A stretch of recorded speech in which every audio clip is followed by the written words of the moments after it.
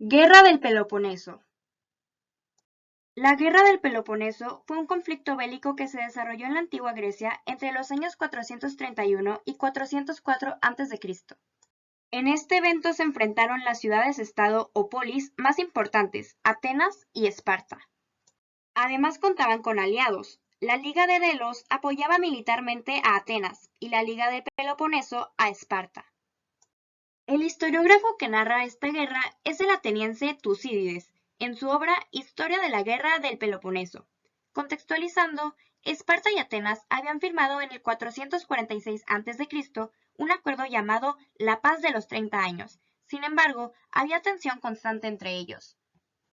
Corinto, aliado de Esparta, tuvo un conflicto con Córcira, aliado de Atenas, provocando la ruptura de la paz. Además, aliados de Atenas querían cambiarse al bando de la Liga del Peloponeso, y entonces ésta respondió agresivamente.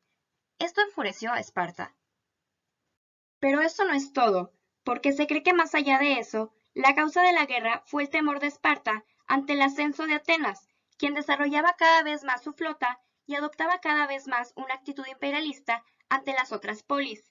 Muchas veces el conflicto se origina por miedo al cambio en el equilibrio del poder.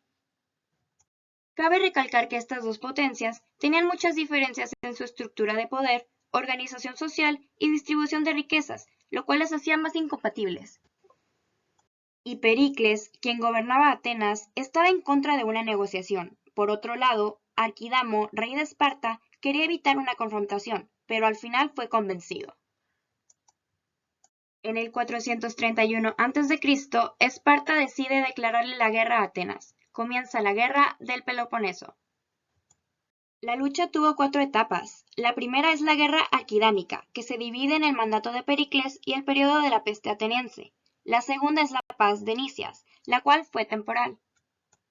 La tercera es la Gran Expedición a Sicilia por el ejército de la Liga de Delos, y la cuarta es la Guerra de Célica. Finalmente, en el 404 a.C., después de casi 30 años de guerra, Esparta vence a Atenas.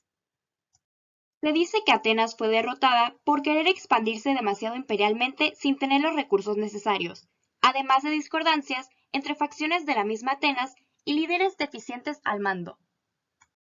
Pero, ¿qué impacto tiene este evento en las relaciones internacionales? Tanto las causas del estallido de la guerra como las de la derrota de Atenas son grandes lecciones que dejó la historia, pero sobre todo las primeras. Son perceptibles las motivaciones humanas de temor, interés y honor, las estrategias políticas que se utilizaron para intentar defenderlas y sus errores. A partir de las derrotas en el transcurso de la guerra, es notable la estrecha relación entre la política interna y la política externa.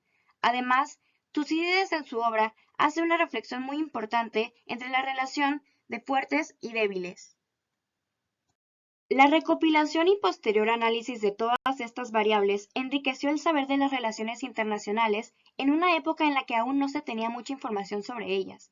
Y a pesar de que esta narración data apenas de los orígenes de su estudio, los aprendizajes han sido muy útiles a lo largo del tiempo para comparar otros conflictos e incluso son aplicables en las relaciones internacionales de la actualidad. Hay quienes comparan la rivalidad de Esparta y Atenas con la de Estados Unidos y China, en la llamada trampa de Tucídides, que dice que cuando una potencia crece hasta desafiar el poder de otra potencia, va a terminar en guerra. Es claro que la obra de este personaje y la Guerra del Peloponeso demuestran muchos factores implicados en las relaciones internacionales para buscar mejores maneras de que éstas se lleven a cabo.